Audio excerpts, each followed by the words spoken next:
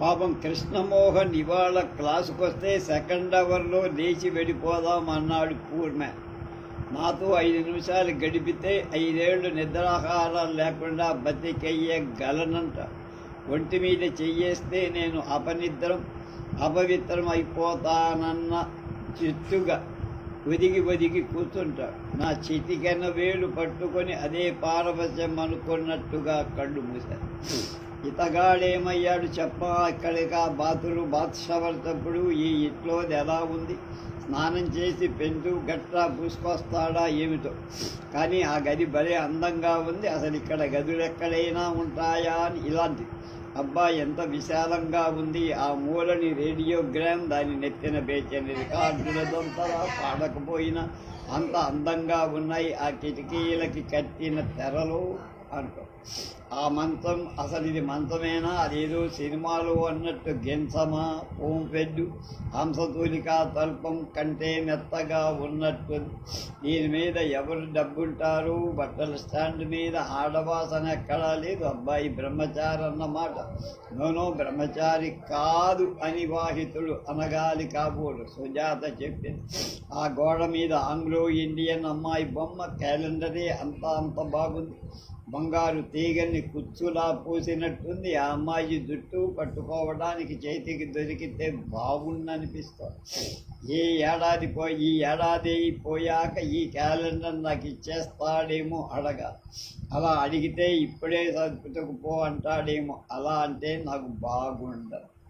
ఆ టేబుల్ అద్భుతంగా ఉంది. సరిగా నా గదంతా ఉన్నట్టుంది. దీనికి మీద గాజు పలక. ఇంత పెద్ద గాజు పలక ఎలా సంపాదించారో. సంపాదించటం మాట దేవుడెరుకు. దీన్ని వెలిగిపోకుండా ఈ ఇంటి దాకా ఈ టేబుల్ దాకా ఎలా పట్టుకొచ్చారో. డబ్బుంటే సరి కొండ మీద కోతి దిగొస్తుంది ఇంత మంచి టేబుల్ మీద. ఈ అద్భుతమైన గాజు పలక కింద ఎంత అసందర్భమైన బొమ్మ ఎందుకు పెట్టారు? మగాళ్ళంతా ఒకటే. నలుగురిలో ఉన్నప్పుడు ఏ సీను అభిసీనుగా ఉంటుందంటారు, అబ్సీన్గా ఉంటుందంటారు. విడిగా ఉన్నప్పుడు అదే సీను ఆసీనులైపోయి మరీ చూడ్డానికి సిద్ధపడిపో. మదన్ మోహన్ గారి దగ్గర అసలైన ఫోటోలతో ఒక ఆల్బమ్ ఉంది. ఎవరికో కానీ చూపించనివన్నీ నాకు చూపించేవాడు. బొమ్మలు అసహ్యంగా ఉన్నాయి, నేనంటే మొగమాటానికి అంటున్నాను అనేవాడు. అలాంటి ఫోటోలు అసలు ఎందుకు తీస్తారు? మగవాళ్ళ ఆనందం కోసం ఆడవాళ్ళ బొమ్మలు వేస్తారు. ఆడది అలాంటి అసందర్భమైన భంగిమలో నుంచుంటే పోనీ నుంచున్నట్టు ఫోటో చూసిన మగవాడికి ఆనందం కలుగుతుంది కాబోలు. మరి లోకల్లో సంగోరు మంది జనాభా ఆడవాళ్లే కదా. వాళ్ళకి ఆనందం కలగ చేయాల్సిన పని కనీసం మగవాళ్ళ నేత్రానంద ఘట్టాలు ఆడవాళ్ళకి జుగుప్స కలగకుండా చూసే అవసరం ఈ ఆర్టిస్టులకి, ఫోటోగ్రాఫర్లకి లేదేమో. లిల్లీ చెప్పినట్టు ఇది మగవాళ్ళ ప్రపంచం కాదు, మగవాళ్ళ ప్రపంచం. మగవాళ్ళ ప్రపంచం కాదు, మగవాళ్ళ ప్రపంచం. అసలు ఇలాంటి పూజలో నిలబడ్డానికి ఆ అమ్మాయి ఎలా ఒప్పుకుంటూనే ఉంది అనుకో. ఒత్తిడి, ధనం మీద మమతరం, అలాగే పొగడ్త మీద కాంక్ష ఆమెని అలాంటి దానికి బందీ చేసి ఉంటుంది. నా సంగతి వేరు. నేనింకా అంత బరి తెగించి పోలా. మదన్ మోహన్ గారు సెక్రటేరియట్ నుండి డైరెక్ట్గా వెళ్ళుండకపోతే నేను బొత్తిగా రిజర్వ్డ్ కదా. బాగా ఉన్న వాళ్ళలా ఉంది. వీళ్ళెవరోనూ మా ఇంటి వ్యర్థంతా ఇస్తున్నారు. అసలు ఇది అద్దె ఇల్లు అయి ఉండదు. అద్దెలకిచ్చే ఇల్లు ఇలా ప్రతి గదికి అటాచ్డ్ బాత్రూమ్తో, ప్రతి రూమ్కి tube లైట్స్తో, ceiling ఫ్యాన్తో కడదారా.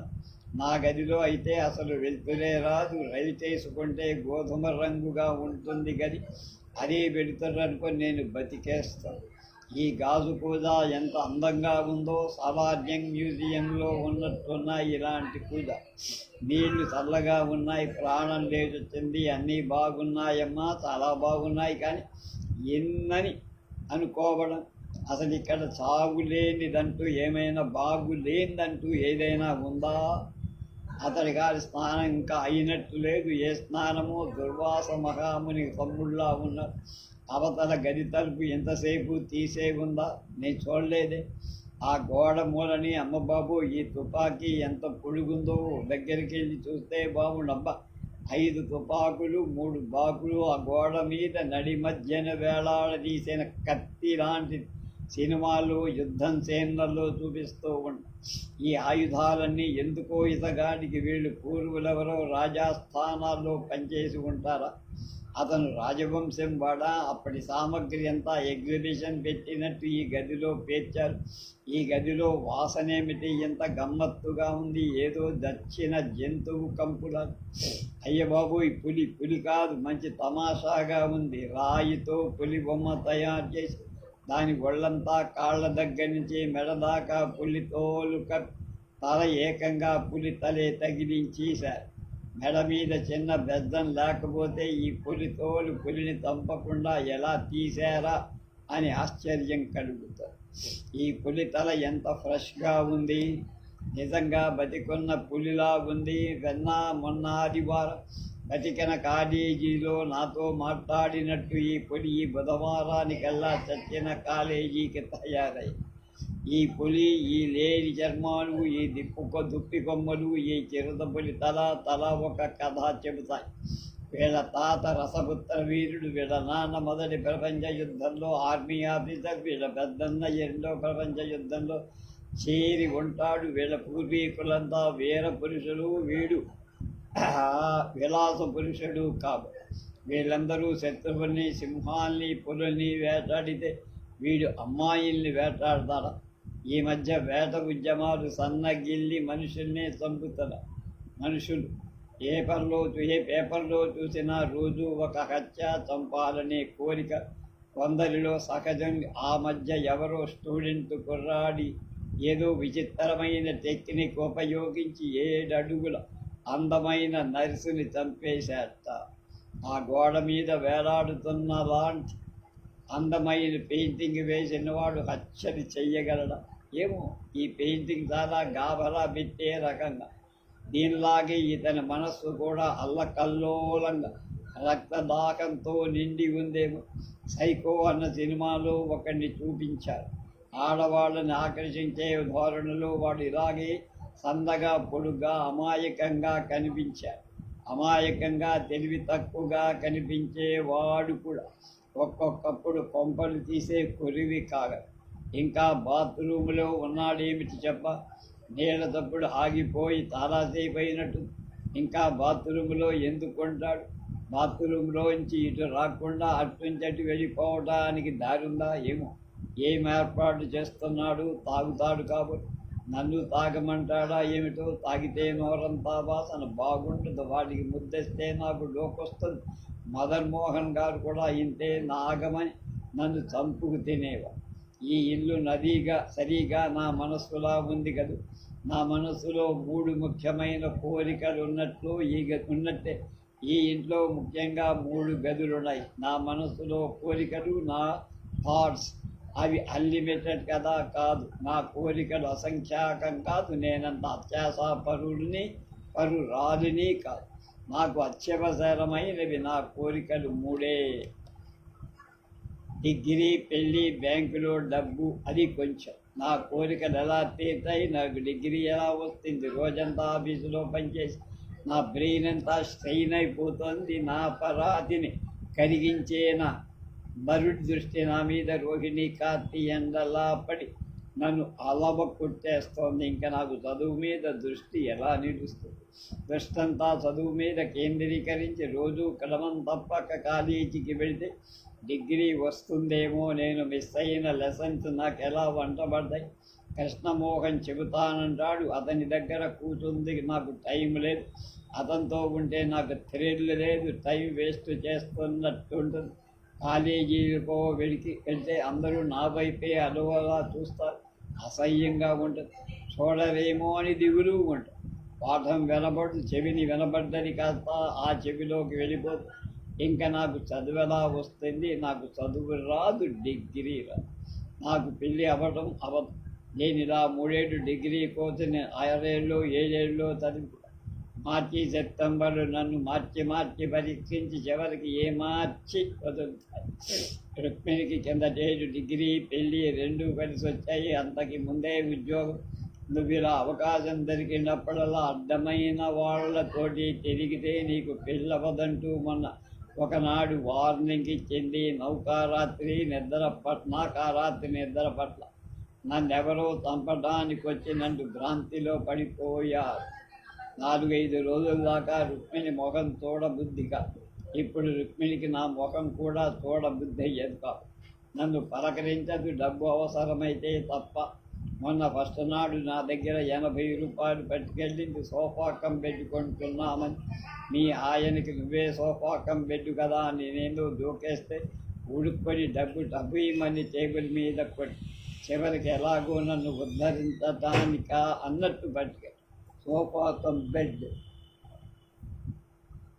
Gas stove, pressure cooker, radiogram, గది మధ్యన పెద్ద టేబుల్, దాని మీద అద్భుతమైన గాజు పలక, దాని కింద అందమైన బొమ్మ, అసందర్భమైన బొమ్మ. ఇవన్నీ ఉంటాయా రుక్మిణి ఇంట్లో? రుక్మిణి వాళ్ళింటికి నన్ను తీసుకెళ్ళలేదు, వెళ్ళదు. ఒకటి మాత్రం నిజం, రుక్మిణి ఇంట్లో ఎన్నున్నా సరే ఆ గదిలో కిటికీ పక్కన మంచం మీద పడుకునే వాళ్ళకి దొంగతాడుగా చూడటానికి చేసినట్టున్న అల్లి బిల్లి తమాషా మొక్క మాత్రం ఉండదు. ఉండదు. నాకు బ్యాంక్ అకౌంట్ కనీసం కోరిక. ఇదంతా నాకు తెలియకుండా జరిగిపోయింది. నేను బతకడానికి స్ట్రగుల్ అవుతున్న నా పతనానికి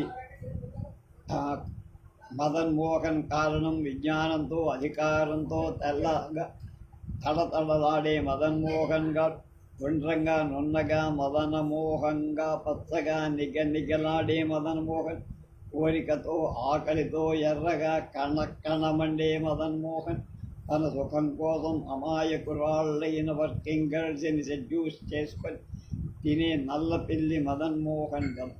వాడి నన్ను ఈ రొప్పిలోకి మొట్టమొదటిసారిగా దింపారు. నాకు ఈ వెధవ బతికి ఇష్టం లేదు. ఈ మాంసం కొట్టు మీది లాభంతో పెట్టిన బ్యాంక్ అకౌంట్ పేకలోంచి నేను నివసించలేను. నా అపకీర్తిని పట్టించుకోనట్టు నటించగల పురుష పొంగబడి మనస్సులో గదిలో పగిడి కట్టడం కోసం నేను ఈ తాపత్రయ పాపం కలిస్తాను. నాకు స్థిరమైన నడవడి, నిశ్చలమైన జీవితం కావాలి. ఎలా వస్తాయి? నా భవిష్యత్తు తాళం వేసేసిన ఈ 4 గదిల అగమ్య గోచరం. ఈ గదికి ఇంత పెద్ద తాళం కప్ప వేశారెందుకు? ఆ కప్ప తాళం చాలేదన్నట్టుగా తలుపుకి పాతకాలపు తిప్పుడు తాళం ఒకటి. ఈ హోల్ సీక్రెట్ కనబడ కదంతా చీకటి. నల్లటి తెర ఏదో తలుపుని వెళ్ళాడు. ఉత్తరపు గదికి మాత్రం వెళ్ళకుమారా అని పేదరాజు పెద్దమ్మ కుమారుడికి వార్నింగ్ ఇచ్చిన కథ. మామయ్య చెప్పేవాడు. విలన్ మంత్రి చేతుల్లో మర్డరైపోయిన రాజదంపతుల శవాన్ని గంధర్వ శాపం తీరే వరకు ఉంచాలని సేనాపతి ఉత్తరపు గదిలో దాచాట. అలాగాని వీడు తన ఇంటికి తీసుకొచ్చి చెరిపేసిన అమ్మాయిని కలేబరాల్ని కానీ ఈ గదిలో దాచలేదు కదా. ఈ 3 గదులు తిరిగినట్టు అందులో కూడా నేనా వెళ్తానని తాళాలు వేయలేదు కదా. అంటే నేను బతికొండగా ఆ గదిలోకి వెళ్ళకూడదు. ఇంకో గడియపోతే వీడు సైకోడిలాగా వచ్చి ఆ గదిలో కత్తో తుపాకీలో తెచ్చి నన్ను చంపేసి 4వ గదిలో డంప్ చేసేసి మళ్ళీ నాంపల్లి జంక్షన్కి వెళ్ళిపోతాడు. ఏమిటో నాకు ఈ గాంధర్వ శాపం ఎప్పటికీ తీరుతుంది దేవుడా. వస్తున్నాడు, అడుగో ట్రే ఏదో తెస్తున్నాడు. ట్రేలో ప్లేట్లలో ఆమ్లెట్, బ్రెడ్, ఫోర్కులు, కత్తులు, ఉస్కీ సీసా, గ్లాసులు, ఐసు ముక్కలు, సాసర్లో రూపాయలు అన్నీ ఎర్రగా పశువాంఛ ఎర్రగా తెచ్చేస్తున్నాడు సైకోగా. కత్తుల్లో బ్రెడ్ కొయ్యడు. అమ్మో నా గుండె కోసేస్తాడు. నేలకపోయి వచ్చాను తల్లోయ్. సారీ నేలా ఆలస్యమైపోయింది. వెధవ చిన్నవు వీడు. అంతలో షో తేనె పూసిన కత్తి. ఇక్కడ కూర్చుందామంటారా? ఉండండి, ఈ తివాసి పరిచేస్తా. వెనక్కి తిరుగుతున్నప్పుడు ఆ గోడ మీద కత్తి తీసి వీని పొడి చేసి పారిపోతాను. ఆ కత్తులు అవి మా బాబాయి గారు పూజ చేశారు. బాగున్నాయి కదా. చూసేశాడు వెధవ. నీకు చెమట్లు పడుతున్నా ఏమిటి ఫ్యాన్ పెట్టుకోలేకపోయారో నేర్చుకున్నాడు ఎలాగైతే మర్యాద. రోజంతా పనిచేసి అలసిపోయి ఉంటారు, కొంచెం మొహమేనా కడుక్కోవాలి. నా కష్టం గురించి ఈ మాత్రం మాట అన్నాడు, అదే చాలు. రండి ఇలా కూర్చోండి, ఇది తీసి జాగ్రత్త పెట్టుకోండి, 55 ఉంటాయి, వెళ్ళేటప్పుడు ట్యాక్సీలో పెడతారు కదా అని.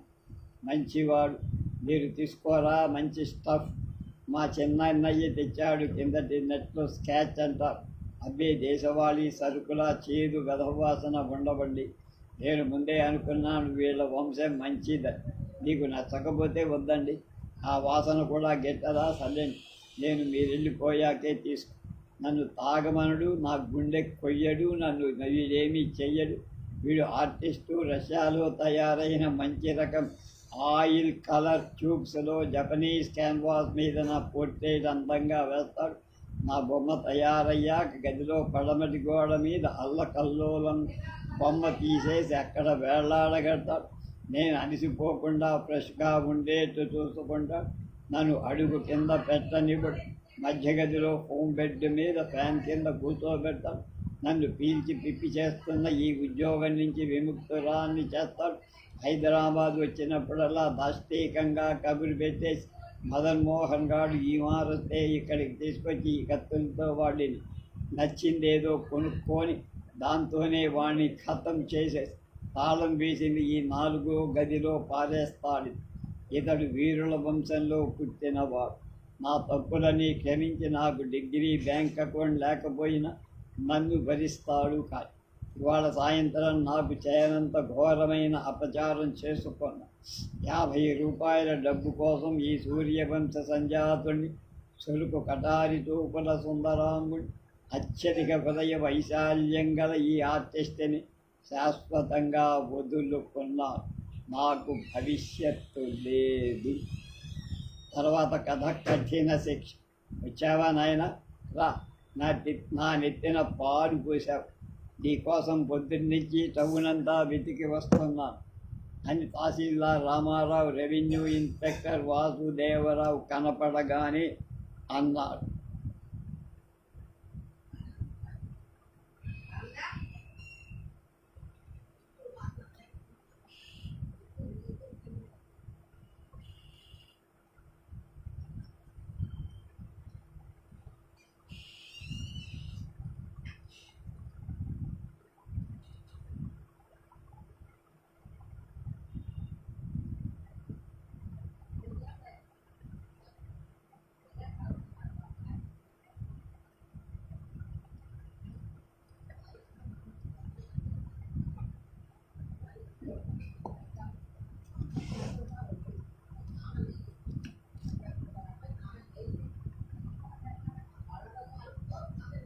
జంగల్రావుపేటలో ఒక రూమ్ ఉందంటే పోనీ ఆఫీసుకి దగ్గరగా ఉంటుంది కదా, ఎలా ఉందో చూద్దామని వెళ్ళానండి. సరేలేవయ్యా, నువ్వు రూమ్ వెతుక్కోవాలి, అందులో దిగి సెటిల్ అయ్యే లోపల బోర్డు మెంబర్ రాను వస్తాడు. నా ఉద్యోగం కాస్త ఊడపైకి వెళ్ళను వెళ్తా. ఎక్కడున్నావో, ఏ ఉద్యోగం చేస్తున్నావో గుర్తు పెంచుకొని కాస్త ఒళ్ళు దగ్గర పెట్టుకొని మరీ వచ్చే పని చేస్తూ ఉండు అన్నాడు. బోర్డు మెంబర్ వస్తున్నారా అండి? ఎవరు సార్? ఎవరో అయితే మనకెందుకెంత వణు. M6 గారే, ఆయన గారు అసలే ఉగ్ర సింహావతారం. మధ్యాహ్నం ఫ్లైట్లో దిగుతాడ భువనేశ్వర్ నుంచి. తెల్లవారేసరికి పిరుగులా వచ్చి పడ్డాది తెలిగిరా. నువ్వేమో NGO హోంలో లేవు, హోటల్లో లేవు, కలెక్టర్ ఆఫీసులో లేవు, తాలూకా ఆఫీసులో పత్తా లేవు. ఇదిగో చూడు Vasudevarao, headquarters revenue inspector, ఇలాగుంటే మేము ఉద్యోగాలు చేయలేమయ్యా. పనున్నా లేకపోయినా, బతికినా చచ్చినా సరే హెడ్ క్వార్టర్. RI అంటే తాలూకా తహసీల్దార్ దగ్గర, కాకపోతే తాలూకా ఆఫీస్ దగ్గర అయినా సరే 24 గంటలు తైనాతీ ఉండాల్సిందే. ఇక మనకేదైనా పనుంటే ఏది, మన సొంత పనులు, రూమ్ చూసుకోవటమని, భోజనం చేయటమని, ఇలాంటివి 24 గంటలు అయ్యాక 25వ గంటలో చేసుకోవాలంతే. తెలిసిందా? సరే వచ్చావు కదా, అదే 10,000. త్వరగా గెస్ట్ హౌస్కి దయచేయి. నువ్వు, నా ప్యూను బంగారి అక్కడే ఉండండి. నేను జీపు స్టేటు కారు తీసుకొని వస్తా. నాతో ఒక ప్యూన్ ఉంటాడు. నీ ప్యూని సాయంకాలం 6 లోపల గెస్ట్ హౌస్ దగ్గర హాజరవ్వమని, వాడు రాత్రికక్కడ ఉండిపోవాలని కబురెట్టు. గెస్ట్ హౌస్ కూడా ఎరగబోయా నువ్వు. కానీ నీ కూడా గెస్ట్ హౌస్కి వచ్చి చూపించడానికి నాకు ఇప్పుడు ఓపిక లేదు, టైం అంతనా లేదు. హెచ్ఈజీ రూమ్ రిజర్వ్ చేయించేను నేనే. ఇలా నువ్వు డిలే చేస్తూ కూర్చోక వేగిరం అక్కడికి వెళ్ళిపోయి అక్కడన్నీ తిన్నగా ఉన్నాయో లేదో చూడు, నేను అలా హాయంతో వచ్చేస్తా. అలాగే సార్ అని యువతల పడ్డాడు వాసుదేవరావు. కానీ అతను ఆ మాట అని గుమ్మం దాటిలోగా మళ్ళీ కాలింగ్ బొక్కులు నొక్కాడు. ఆ శబ్దం మీద నమ్మకం లేని వాళ్ళగా ఓయ్ వాసుదేవరావు అని స్వయంగానే కేకేసి హాయ్ అంటూ మళ్ళీ కంగారుగా తహసీల్దార్ రూములోకి వెళ్ళాడు వాసుదారు. తహసీల్దార్ రామారావు కుర్చీలో వెనక్కి జారబడి టేబుల్ కింద అడ్డచెక్క మీద కాళ్ళు పెట్టి తమాషాగా ఊగుతారు. అది కాదు, బోర్డు మెంబర్ వస్తున్నాయ్యా అని నేను చెబితేను నీకు చీమ కుట్టైనా ఇష్టనైనా లేదేమిటయ్యా. కొన్నాడు నువ్వు బోర్డు ఆఫీసులో పని చెయ్యటం కాదు కానీ నా పీకల మీదకి తెచ్చేటట్టున్నావయ్యా నువ్వు. అక్కడికి వెళ్ళాక మళ్ళీ మీరు సాబ్ అంటే భాయి అంటూ పిలుచుకుందరు. కానీ నువ్వు ఇవాళ ఇక్కడ ఉన్నావన్న సంగతి మర్చిపోకు. నువ్వు ఇవాళ రెవెన్యూ బోర్డు ఆఫీసులో అప్పర్ డివిజన్ గుమాస్తావి కాదు, జిల్లా హెడ్ క్వార్టర్స్లో టౌన్ ఆర్ఐవి. తెలిసిందా? బంగళాకి వెళ్ళవయ్యా అంటే గంగిరెద్దులా బుర్రూపేసి వెళ్ళిపోతున్నావు. టైం ఏమో 3:30 అయిపోతున్నది. ఇంకో గంటలో ఆయనగా దిగబడతారు. గెస్ట్ హౌస్కి వెళ్ళే రెవెన్యూ ఇన్స్పెక్టర్ పెళ్లి కొడుకులా చేతులుపుకుంటూ వెళ్ళిపోవడం నా సర్వీసులో ఎక్కడా చూడలేదయ్యా. నిన్ను తప్ప. ఇటు చూడు, 4 రకాల పళ్ళు బజార్ నుంచి కొని పట్టుకెళ్ళ. గెస్ట్ హౌస్ కిచెన్లో కాఫీకి పాలున్నాయో లేదో కనుక్కొని, లేకపోతే అప్సరా హోటల్ నుంచి పెద్ద ఫ్లాస్క్ నిండా బోర్నవిడ, చిన్న ఫ్లాస్క్ నిండా కాఫీ తెప్పించి రెడీగా ఉంటాం. హాట్ వాటర్ సిస్టమ్ సరిగ్గా ఉందో లేదో చెకప్ చెయ్యాలి. వాచ్మెన్ గాడు దుప్పట్లు, దోమతెర, తలగడ, గలీబులు మార్చేయనంటాడు. నిజంగా మార్చాడా లేదా అన్నది చూసుకోవాలి. బాత్రూమ్ మాత్రం శుభ్రంగా డెటాల్ పోయించి దగ్గరుండి క్లీన్ చేయించి. తెలిసిందా? నీ వేషం ఏమిటయ్యా అలా ఉంది? మొగుడు కొట్టాడా మొగం తీరే అన్నంత ఉన్నట్టు. లోపల ఎక్కడైనా ఓ 5 నిమిషాలాగి గడ్డం గీయించుకొని మరీ వెళ్ళు. ఆ పావలా నేను ఇస్తా. కానీ పళ్ళు పనిగా ఆ చొక్కా కూడా మార్చుకొని మరీ తగలడు అని. వెళ్ళొస్తానండి అని కూడా అనిపించలేదెందుకో. కానీ వాసుదేవరావు మర్నాడు ఉదయం 8:30కప్పుడు కఠిన శిక్ష 185సారి ధరిపించుకుంటూ గెస్ట్ హౌస్ వరండా మీద కూర్చోనున్నాడు వాసుదేవ్. గెస్ట్ హౌస్ 5వ నెంబర్ స్ట్రెచ్లో రెవెన్యూ బోర్డు 6వ నెంబర్ గారు నిన్న సాయంకాలం దిగారు. 6వ మెంబర్గా వారిని చూడటానికి ఆర్డీఓ గారు, జాయింట్ కలెక్టర్ గారు నిన్న రాత్రి వచ్చి ఇవాళ పొద్దుట వచ్చారు. వారే కాక అనేక మంది పెద్దలు, అధికారులు, పుర ప్రముఖులు వెళుతున్నారు. ఎడా తేపీ లేకుండా కాగితాలు చూస్తున్నారు మెంబర్గా.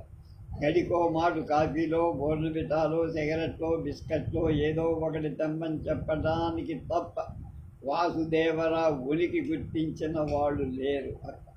నిన్న సాయంకాలం నుంచి మహాయజ్ఞం కొనసాగుతూనే ఉంది. బోర్నవిటాలు, కాఫీలు, లవండర్, సబ్బులు, అలాగే యాపిల్స్, బత్తాయిలు, చక్కెరకేళి, ట్రైబిల్ 5 సిగరెట్ పెట్టర్ అన్నీ సరఫరా అవుతుంది. నిన్న రాత్రి లగ్జూరియస్ డిన్నర్. ఇవాళ ఉదయం ఇప్పటికి 10 కప్పుల బోర్నవిటా, 8 కాదు. Western style breakfast 3, 2 triple 5 cigarette పెట్టర్. వెళ్ళిపోతారంటే బంగళా అద్దె, వాచ్మెన్ మామూలు ఇచ్చే రిజిస్టర్ క్లోజ్ చేయటం కూడా అయిపోయి. హైదరాబాద్ వెళ్ళే ఎక్స్ప్రెస్ ట్రైన్ అరగంట లేటుట. స్టేషన్కి ఫోన్ చేస్తే చెప్పారు ఇంకో పావుగంటలోనూ అరగంటలోనే బయలుదేరిపోతారు. Time is waste of money. ఇంకా time is waste of money. ఇంకా ఏం తెమ్మంటారు అని బెంగగా బెంగ, హింసగా హింస, అసహ్యంగా అసహ్యం, అవమానంగా కఠిన శిక్ష. 6 ఏళ్ళు బోర్డ్ ఆఫ్ రెవెన్యూ ఆఫీసులో పనిచేశాడత. 2వ ఏడాది నుంచి మొదలు పరీక్ష. 3 రెవెన్యూ టెస్ట్, 2 అకౌంట్ టెస్టులు, criminal judiciary test, survey training, final examination. ఏ పరీక్ష ఇంత కఠినంగా ఉన్నట్టు అనిపించదు. అన్నీ అయినా రెవెన్యూ ఇన్స్పెక్టర్గా 2 ఏళ్ళు చేస్తేనే కానీ ప్రమోషన్ లేదన్నారు.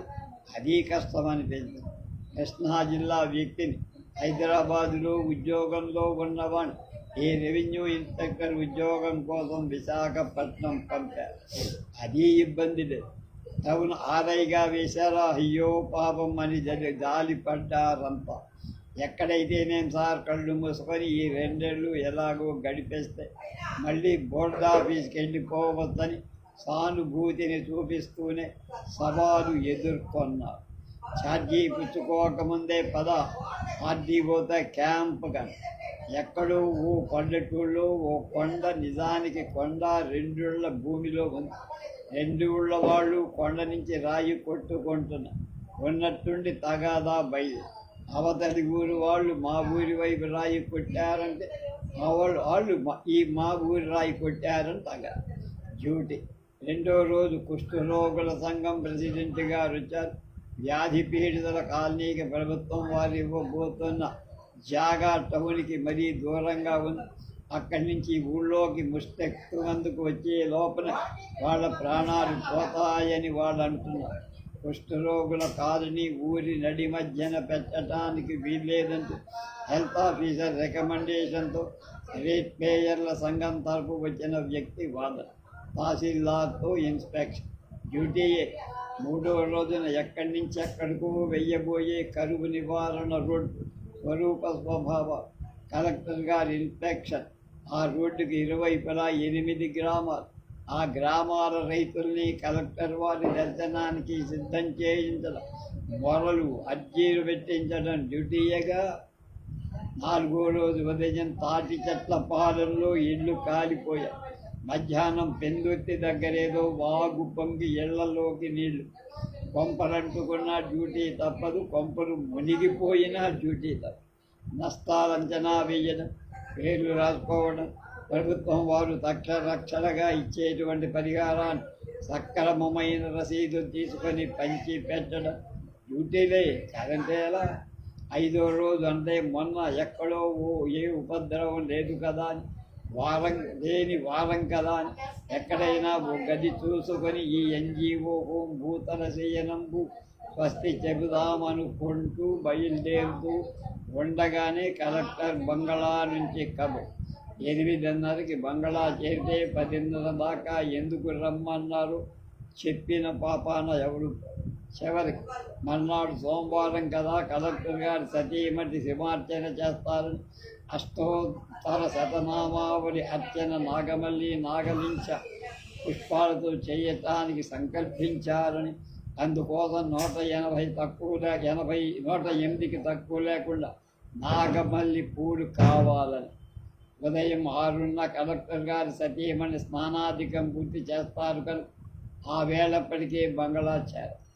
అవి ఆ రోజు ఇప్పుడే కోసిన పువ్వులుగా ఉండాలని పొరమాయం. డ్యూటీ కాకపోవచ్చు కానీ అక్కడికక్కడికి ఆ సంగతి పట్టినట్టు కానీ కనీసం తట్టినట్టు కానీ తత్తదఖిలం శంభో తమారాధనం అని అనుకొని అలాగే సార్ అన్నాడు కలెక్టర్ గారు. Camp clerk. నాగలింగ పుష్పాల కోసం కాంభోజరాజు కథలు శరాబందీ రాజులాగా బయలు. విశాఖపట్నం పక్కన 7 సముద్రాలు, 7 సీ సముద్రం, రామకృష్ణ మఠ సముద్రం, కోస్టల్ బ్యాటరీ సముద్రం, జాలారిపేట సముద్రం, అగ్రహారం సముద్రం, టౌన్ హాల్ సముద్రం, ఇన్నర్ హార్బర్ సముద్రం. ఈ 7 విశాఖపట్నం వద్ద గల బంగాళాఖాతమే మహాసముద్రానికి ముద్ర వేయని ఉపసముద్రాల పేరు. వెతగ్గా నాగలింగ వృక్షం ఒకటి సాయంకాలం 5 గంటల ప్రాంతంలో కనపడి. ఆ చెట్టు గల ఆసామీ పుష్పాలు కావలసింది రెవెన్యూ ఇన్స్పెక్టర్ గారింట్లో పూజకి కాదు, కలెక్టర్ గారింట్లో పూజకేనని తెలుసుకున్నవాడి వారు కోరినని పుష్పాలు స్పేర్ చేయటానికి రిలక్టెంట్గా అంగీకరించిన ఉదయం 7 దాటితే కానీ మా గేటు మాత్రం తెరవం అని అరవంలో చెప్పాడు. అయ్యో నాయనో, నాయనో, చచ్చినా నీ కడుపున పుట్టం. కావాలంటే 25 కేజీల పంచదార పెర్మిట్ నీ దగ్గర నుంచి అప్లికేషన్ లేకుండా తెచ్చి దాఖలు చేస్తాను రా బాబు. ఈ చెట్టు రేపటి వేళ పూసే పూలలో 108 పూలు మాత్రం నీ బంటునికి మా దొరసానికి రేపు 6 గంటలకు దాటకుండా పంపుమీ అని ప్రార్థించి ప్రసన్నుడిని చేసుకోబడ్డమైంది. ఎలాగైతే డ్యూటీ కాకపోతే 3 డ్యూటీలన్నర కష్టం పడి 6వ రోజు M6 గారు దిగారుగా. ఇవాళ 7వ రోజు హైదరాబాద్ నుంచి విశాఖ ట్రాన్స్ఫర్ కదా అని 6 రూపాయలు అడ్వాన్స్ తీసుకున్నాడు. ఇంటి దగ్గర కొంత ఇచ్చి టికెట్ కొనుక్కొని 5 రోజులు పెట్టిన ఖర్చంతా ఒక ఎత్తు. నేను సాయంకాలం నుంచి ఇప్పటిదాకా ఒక ఎత్తు. నిల్ బ్యాలెన్స్. ఏదైనా తమ్మంటే ఏం చెయ్యాలి అని బెంగెట్టుకుంటూ ఇబ్బంది పడకుండా వాడు అడిగింది తెచ్చి ఇవ్వగలిగేంత మాత్రం డబ్బు తన దగ్గర లేనందుకు పాపం చేసిన వాడిలా చింత, హింస, అవమానం అనుభవిస్తున్నాడు వాసు. ఈ ఒక్క క్యాంపు ఎలాగైనా దాటించు భగవంతుడా, ఇక మీదట ఇంకా జాగ్రత్తగా ఉంటానని మొరట్టుగా. బిల్ తెమ్మన్నాడోయ్ దొర అని గొడుగుతూ యువతలికొచ్చాడు తహసీల్దార్.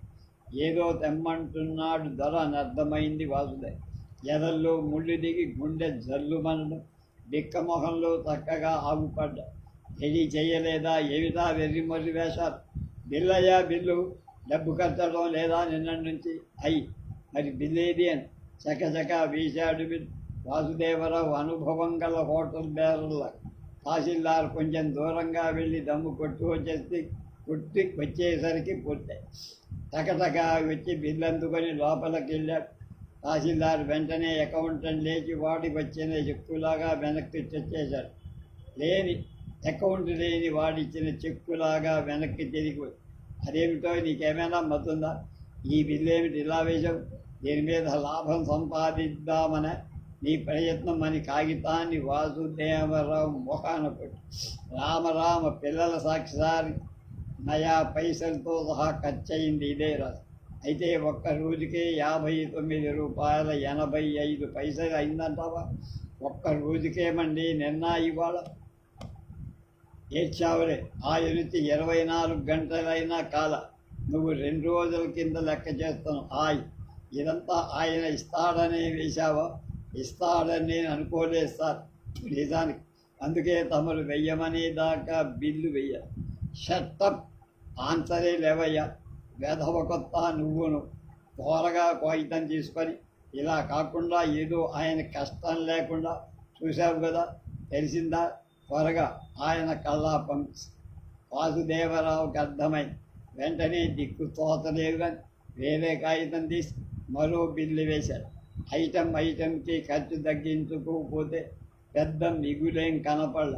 మళ్ళీ ఇంకో కాగితం తీసి కొన్ని ఐటమ్స్ వదిలేసి వేరేసరికి అది పని తేలికైపోయి. ఎంత? 14 రూపాయల 40 పైసలు. పర్లేదు కదూ అని మిస్చీవస్గా చూశాడు తహసీల్.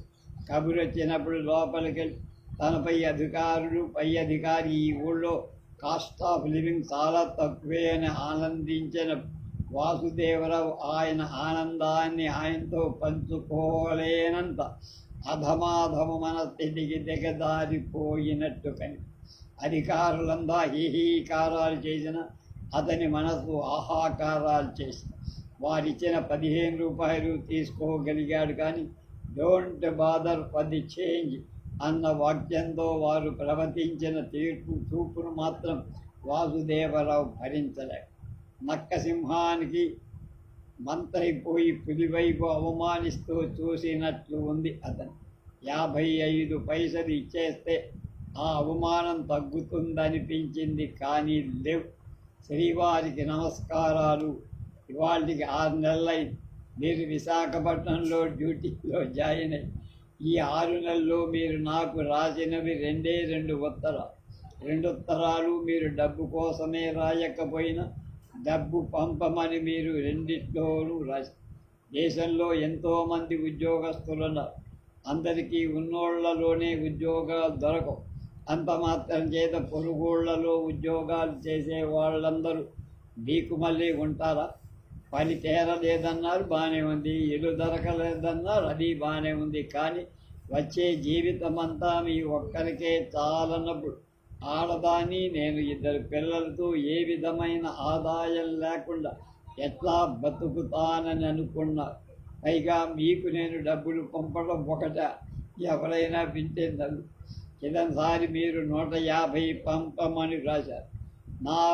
నాదొకటి మీదొకటి ఉంగరాలు తాకట్టు పెట్టి పంపారు. ఈసారి 300 పంపమని రాదు. మళ్ళీ అప్పట్లాగా ఏదైనా వస్తువు తాకట్టు పెడితే మాత్రం విడిపించుకునే అవకాశం ఉంటుందో ఉండదో నాకు అర్థం కాదు. అందుకని నా గొడసు అమ్మేసి 870 రూపాయలు తీసుకు ఉంగరాలు విడిపించడానికి ఆ రూపాయి 160 అయిపోయి. మీరు 300 పంపమన్నారు, నేను 400 పంపుతాను. మీ సొమ్ము మీకు పంపడానికి నాకేం అభ్యంతరం. తీయంబు కనుక డబ్బు ఇంతకుముందే అడ్డి ఉంటుంది. ఈ ఉత్తరం అందిన వెంటనే మీరు తీరిక చేసుకొని 4 వీధులు తిరిగి ఒక చిన్న ఇల్లు, ఎంత చిన్నదైనా సరే, ఆఖరికి ఒక్క రూమైనా సరే సంపాదించండి. అందరం ఒక్క చోట ఉంటాం. 7 ఏళ్ళవుతూ వస్తుంది మీకు మీ ఇంటి కోడల్ని. ఒక్కసారి కూడా మీరు నాకు అన్యాయం చెయ్యరు. ఒక్కరోజు కూడా నన్ను మీరు అవమానపరచల. ఎప్పటికప్పుడు నా అదృష్టానికి పొంగిపోవటం తప్ప వేరే రకం ఆలోచనలేవి నాకు లేవు. ఇప్పుడు ఈ 6 నెలల్లో మీరు అవలంబించిన ధోరణి చూస్తూ ఉంటే చదువులో కానీ లోకానుభవంలో కానీ మీకు సమానమైన వ్యక్తినే అయినప్పటికీ ఎందుకో చాలా భయం, కొంచెం ఆగ్రహం కలుగుతూ ఉన్నాయి. నాకు తెలిసినంతవరకు మీరు అబద్ధాలు చెప్పరు. సాటి మనిషిని మోసం చెయ్యడం, అగౌరవపరచడం మీకెంత అసహ్యమో నేనెరు. చేస్తే ఒకరి ఉపకారం చేస్తారు, లేకపోతే చేత కాదని చెప్తా. కానీ ఉపకారంలోంచి డబ్బు, అశక్తలోంచి అపకీర్తి తెచ్చుకోవడానికి అంగీకరణ.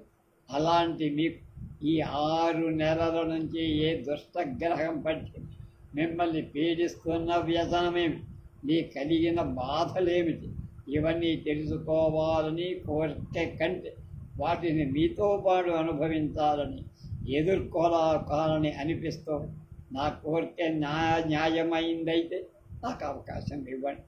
మీ మీద ప్రేమ చేత ఇంతకంటే కటువుగా రాయలేకపోతున్నా. స్కూల్ మూసేశారు. వేసవికి పాపకు బడికెళ్ళే పని లేదు. అందుకని పైగా ఇంకా ఇక్కడ ఉండాలనిపించక ఉండలేక నేను ఇవాళ ఇంటికి తాళం పెట్టేసి ఉయ్యూరికి వెళ్ళిపోతున్నాను. పిల్లలు తీసుకొని మా ఊరికి. మీరు భార్య, బిడ్డ, డబ్బు, అభిమానం, సానుభూతి ఏది కావాల్సి వచ్చినా మా నాన్నగారి పేరిట వ్రాయండి. మీసులు. నూకరాజు నవ్వాడు. వాసుదేవరావు చెప్పింది విని. అసలైన రాజకీయ చైతన్యం ఉన్న జిల్లాలో నువ్వెక్కడ దొరికావయ్యా బాబు? గవర్నమెంట్ సర్వీస్ అంటే 2-వే ట్రాఫిక్ అని తెలుసుకోలేకపోయావు. ఇంకెందుకు పనికొస్తావు? ఎలా మనవి చేసుకోవాలో అర్థం కాలా వాసుదేవ్. ఎంతసేపు వెళ్ళు, ఆ పని చేయి, ఈ పని చేయి, అక్కడ ఆ సప్లై చూడు, ఇక్కడ ఈ ఏర్పాటు అంటూ కొంపలు మునిగిపోయినట్టు అన్ని అర్జెంటే అన్నట్టు ఆర్డర్ జారీ చేసే తన డిపార్ట్మెంట్ అధికారులకు లాభం పెట్టి ఏట్లో పడతాడా? తగునైనా సరే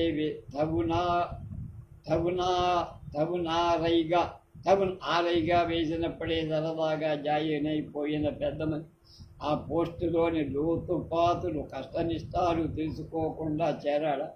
వాడి తిప్పలు వాడే పడతాడని పెదవి విరిచే తన సహాధ్యాయుడు తన 6 నెలల నుంచి సుఖశాంతులు లేక విశ్రాంతి లేక బతుకుతున్నాడని, చివరికి తన కష్టపడి సంపాదించుకున్న జీతం కూడా తన జేబులోకి వెళుతున్న హామీ కూడా లేక భయపడుతున్నాడని, భార్య ద్వారా అమ్మించుకున్న 5 తులాల బంగారం పోగొట్టుకొని 1500 రూపాయలకు ప్రోనోట్లు వ్రాసి ఆర్థికంగా అట్టడుక్కి దిగిపోతున్నాడు. ఎలా మనవి చేసుకోవాలో అర్థం కాలేదు వాసుదేవ. ఇది టూవే ట్రాఫిక్ అన్న విషయం కూడా అతను నమ్మదు. ఎవడో మన దగ్గర ఉపకారం కోసం వస్తాడు, చేస్తాం, చేస్తే వాడు థ్యాంక్స్ అంటాడు, చెయ్యకపోతే వాడు కాదు మనమే సారీ అని. ఇక్కడ ఈ థ్యాంక్స్ టేస్ట్ చేసుకొని ఎవడో ఈ ఊరికి డ్యూటీ మీద గవర్నమెంట్ ఇచ్చిన అలవెన్స్ తీసుకొని క్యాంప్ వచ్చినప్పుడు వాడి సప్లైలు చేసి ఎవడో ఆ ఊళ్ళో నిశ్చితంగా వాడి ఉద్యోగం వాడు చేసుకుంటూ ఉంటే వాడికి సర్వీసెస్ చేసి తాను మధ్యని ఉండాలట. పుట్టి బుద్ధెరిగిన తరువాత ఎన్నడూ తాహతుకు అవసరానికి మించి ఖర్చు చెయ్యాల.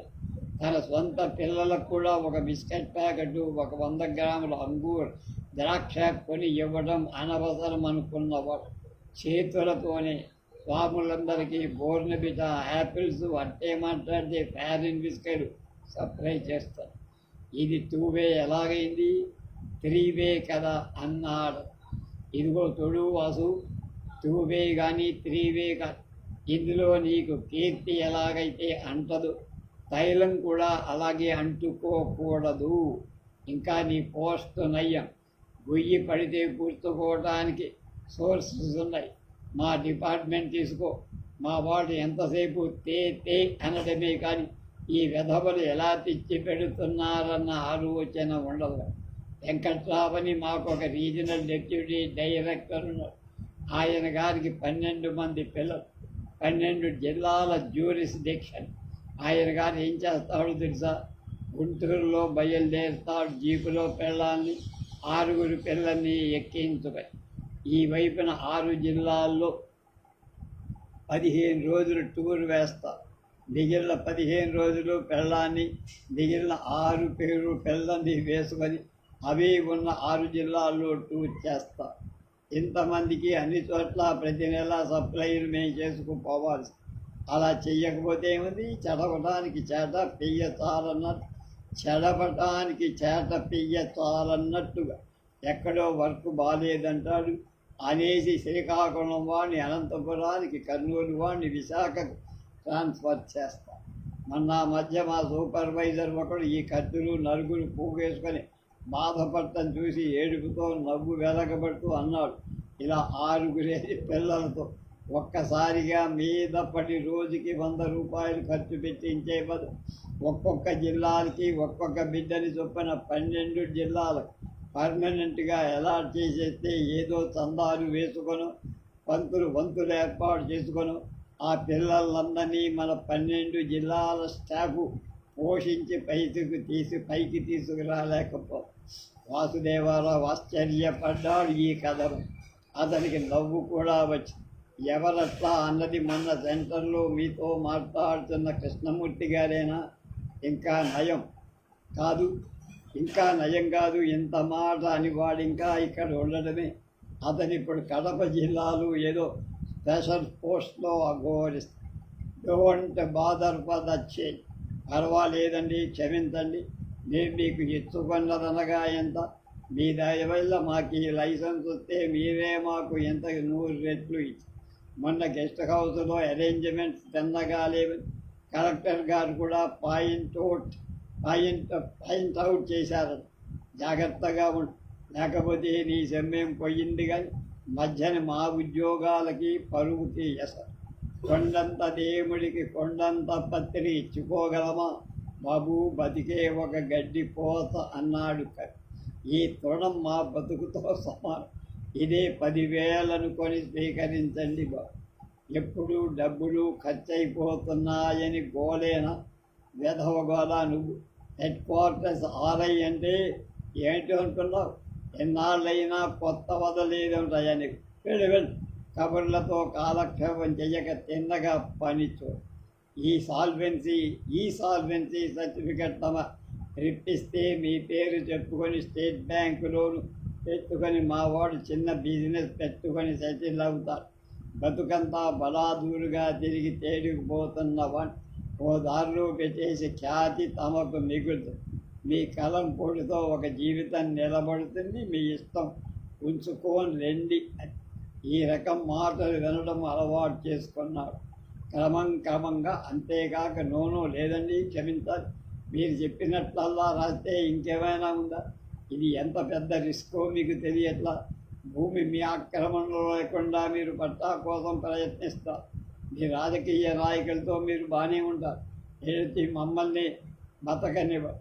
ఇటు ఊళ్ళో జనం, అటు ఆఫీసర్లు కక్కుర్తి పడినా కడుపు నిండాలే కదండి. మీరు చెప్పిన దగ్గర ఇప్పుడు ఎకరం నేల 20,000 రూపాయలు, 5 ఎకరాల పట్ట అంటే 1,00,000. మీరు నన్ను 50 రూపాయలు కొనాలని ట్రై చేస్తున్నారు.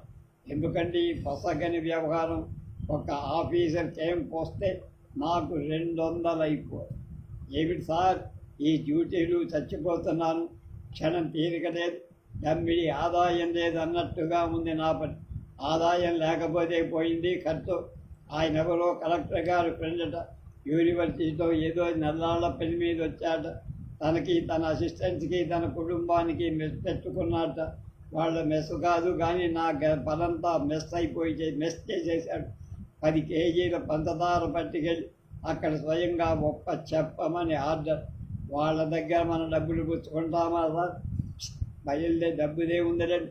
ఇవాళ ఖర్చు చేస్తాం, రేపు భగవంతుడు మనకి. ఎంత టైం వేస్ట్ అండి, ఎంత ఎనర్జీ వేస్ట్. ఏది సాల్వెన్సీ సర్టిఫికెటా? ఇద్దాం. ఇంకా మనం మీరు చెప్పిన ఆస్తి వివరాలు చెకప్ చెయ్యాల, డాక్యుమెంట్ చూడాల. అందులో మా తహసీల్దారు ఉన్నాడే, ఇల్లు అనేసరికి కండిషన్ రాయండి, సాల్వెన్సీ నిర్ణయించద్దని పేచీ పెట్టేసి. టైం రావాలి కదా, చచ్చిపోతున్నానండి తీరిక లేక. అన్నిటికీ ఒక రెవెన్యూ ఇన్స్పెక్టర్ ఎక్కడ చేస్తాడని ఒక్క ఆఫీసర్కి కనికారం లేదు. మళ్ళీ కనిపించండి, మా ప్యూని గాడికి మీ ఇల్లు తెలుసుగా, ఎప్పుడో వీలు చూసుకొని ఓ మారు వస్తాలేండి. ఆ వెధవ మళ్ళా సమయానికి మీ ఇల్లు తెలియదంటాడే. కొంచెం వాళ్ళ అనకుండా చూసుకోండి. ఆ తర్వాత నేను వచ్చి నిమిషాల మీద జరగాల్సిన కార్యక్రమం జరిపించేస్తాను. అలాగే దానికేమున్నది, నేను చెప్తాగా. ఈ రకం మాటలు మాట్లాడటం కూడా క్రమంగా నేర్చుకో. నీ దగ్గర నుంచి ఉత్తరం లేకుండా మళ్ళీ 3 నెలలు గడిచిపోయాయి. నిన్న మీతో మాట్లాడదామని ట్రంక్ టెలిఫోన్ బుక్ చేశా. పిఐ మనిషి దొరకలేదన్న. ఈ టెలిగ్రామ్ చూసుకొని వెంటనే రండి. శుక్రవారం సాయంత్రంలోగా మీరు ఉయ్యూరికి రాలేకపోతే శనివారం మీల్లో బయలుదేరి నేనే వస్తున్నా వెంటనే రండి అని టెలిగ్రామ్ ఇద్దామని టెలిగ్రాఫ్ ఆఫీసుకు బయలుదేరిన సులోచన అంత క్లుప్తంగా ఆఫీసర్ గారి ఆర్డర్ల టెలిగ్రామ్ ఇవ్వడం అమానుషం అంతొచ్చి. తనకెంతో ఉత్కంఠగా ఉండదు. ఆయన్ని అతి తొందరగా కలుసుకోవాలి, కసిగా ఉండదు. అంత నిర్లక్ష్యం పట్ల కానీ ఇద్దరి మధ్య ప్రేమ బంధం వాటినన్నిటి కోసం. 11 రూపాయల 20 అవుతుందమ్మా. సులోచన పరుసు తీసి లెక్కెట్టుకుంది. 9:30 ఉంది. 5-6 మాటలు తగ్గిస్తే సరిపోవచ్చునంటున్నాడు కిటికీ అవతల. కానీ ఆయనతో నేను మాట్లాడపోయిందే తప్పు, నేనిచ్చిన టెలిగ్రామే తప్పు. ఇంకా ఎట్లా తగ్గించేది అనుకుందాము. ఫారం తీసుకొని ఇవ్వతాడు. హబీబు, నీ దగ్గర 2 రూపాయలుంటే ఇవ్వు, ఇంటి దగ్గర ఇస్తానన్నది సులోచన అక్కడ కనపడిన పోస్ట్ మ్యాన్తో. జరూర్ తల్లి అనే ఉత్తరం 2 రూపాయలు ఇచ్చాడు పోస్ట్. ఉత్తరం వాసుదేవరాన్ని. నేను మీ గురించి అనుకున్నప్పుడే మీరు నా గురించి అనుకున్నారు అని ఉప్పెంగిన హృదయంతో ఉత్తరాన్ని ముద్దు పెట్టుకొని కానీ ఉత్తరం తెరిచాక ఆమెలో చాలా నీరసం వచ్చింది. డియర్ సులోచన, నువ్వు కులాసా అనుకుంటా, నీకు ఉత్తరం రాయలేకపోయా, నిజం చెప్పలేక అబద్ధం మాట. ప్రస్తుతం అనుకోని ఆపదలో పడ్డా, ఇందులోంచి బయటపడినా పడకపోయి మనం వెంటనే కలుసుకోవాలి. నేను ఇన్నాళ్ళు ఏ విషయమైతే నీతో మాట్లాడటానికి సంకోచించాను, అది నీకు చేయగలిగే ధైర్యం నాకు కలుగు. అంతులేని సత్యాలను చెప్పే జీవితం. సత్యం రహస్యం కాదాలదన్న సత్యాన్ని కూడా నాకు క్లిష్టత లేకుండా బోధపరుస్తుంది. ఈ ఉత్తరం నేను నీకు డబ్బు కోసం రాయటలా, అభిమానం కోసం, సానుభూతి కోసం వ్రాస్తున్నా. రేపటి కోసం ఎదురు చూస్తూ వస్తే గుండెల్లో మంట బయలుదేరింది. 12 రోజుల క్రితం తేదీ వేసిన ఆ ఉత్తరాన్ని శాంతం చదివి, ఏమిటి ఆయన చిక్కుకున్న ఆపద? దొంగతనమా, రవ్వ, కొట్లాట, హత్య, స్మగ్లింగ, బ్లాక్మెయిలింగ, ఫోర్జరీయ, ఎంబెజల్మెంట? ఇందులో ఇరుకు రహస్యం, సంకోచం, సత్యం, జీవితం, క్లిష్టత, సాను. పదజాలమే కొత్తగా ఎదిగిన వాడి పదును కనబడుతోంది. ఎదిగాడా, దిగజాడా? సానుభూతి కోసం రాస్తున్నా అంట. ఇంకొక టెలిగ్రామ్ ఫారం తీసుకుంది. కష్టాలు కలకాలం ఉండవు, ధైర్యంగా ఉండండి సులోచన. గుండెల్లో బరువు గుండెల్లో అణచేసుకుంది. అందుచేతనే కాబోలు గుండెల అరచేతుల్లో పెట్టుకొని తండ్రి గారి ఇంటికి, అమ్మ అదేమిటే ఘోరం చూడు అంటూ ఇంటికి చేరగానే తండ్రి గారు వార్తాపత్రిక అందజేసి, ఘోరం అన్న మాటకి భయపడటం మానేసి చాలా రోజే. కానీ తండ్రి గారి కంటిలో గిర్రున తిరిగిన చెమ్మ చూసి అదేదో ఘోరమే అయి ఉంటుందని మణుకు. సులోచనకు కొన్ని క్షణాల పేపర్ చూడాలనిపించదా, కష్టాన్ని తానే దిగమింగుకోవాలనిపించి నిమిషంలో మళ్ళీ తనైపోయి. విశాఖపట్నం 27 ఆగస్టు. రెవెన్యూ డిపార్ట్మెంటుకు చెందిన వాసుదేవరావు అనే ఉద్యోగి 1000 సిమెంట బస్తాలకు పర్మిట్ ఇప్పిస్తానని ఒక ఆసామీని నమ్మించి అతని వద్ద 1500 రూపాయలు లంచం పుచ్చుకున్నాడు. రుజువు కాగా సదరు వాసుదేవరావు ఉద్యోగం నుండి బర్తరఫ్ చేయటమే కాక అతనికి 2 ఏళ్ళు కఠిన శిక్ష విధిస్తూ ఈ రోజున తీర్పు చెప్పారు. ఈ కేసును నిర్వహించారు. ఈ కఠిన శిక్ష అనేది రిగర్స్ ఇంప్రిజ్మెంట్ తెలుగు రాష్ట్ర స్థాయిలో రెవెన్యూ డిపార్ట్మెంట్ ప్రభుత్వ శాఖలో అతి ప్రముఖమైన ఈ శాఖలో రెవెన్యూ ఇన్స్పెక్టర్ అనేది ఒక ఉద్యోగం పేరు. రూల్స్ ప్రకారం ఈ ప్రభుత్వ శాఖలో చేరిన ప్రతి వ్యక్తి ఉన్నత ఉద్యోగానికి ప్రమోషన్ పొందాలంటే కనీసం 2 ఏళ్ల పాటు రెవెన్యూ ఇన్స్పెక్టర్ ఆదాయిగా పని, లేకపోతే ఆ వ్యక్తికి ఎంత సర్వీస్ ఉన్నా, ఎన్ని పరీక్షలు పాస్ అయినా సరే ప్రమోషన్ రాదు. ఈ ఆర్ఐ ఉద్యోగం 2 ఏళ్ళని ఆర్ఐ కోర్స్ అని, కోర్స్ ఆఫ్ రిగరస్ ఇంప్రిజన్మెంట్ అని అర్థం వ్యంగ్యంగా ఉంది. ఈ శాఖలోని ఉద్యోగులు ప్రమోషన్ వచ్చిందా అంటే, ఏది ఇంకా ఆర్ఐ కోర్సు కాందే, నీ ఆర్ఐ కోర్సు ఎక్కడ గడిచింది అని ఇలా. ఈ కథ ఆంధ్రజ్యోతి వీక్లీలో చదివిన కొందరు శ్రీకాకుళం క్యాంపులో మా జాయింట్ డైరెక్టర్ గారితో, మీ వాడు చూడండి ఎంత పచ్చి నిజాలు కథల్లో రాసేస్తున్నాడు అని ప్రతిహురి చేశారట. జేడీ గారే నాకు చెప్పారు. అలా నన్ను ఈ కారణంగా విశాఖపట్నంలో చీవాట్లు పెట్టిన ఆ జేడీ గారు ఇలా హైదరాబాద్ చేరగానే నన్ను పాడేరు ఏజెన్సీ బదిలీ చేస్తూ ఆర్డర్ పంపి, అయితే అది నాకు తగిన శిక్షగా పరిణమించలేదు. రేపు ఆరేసుకోబోయి పారేసుకున్నాడు కథ.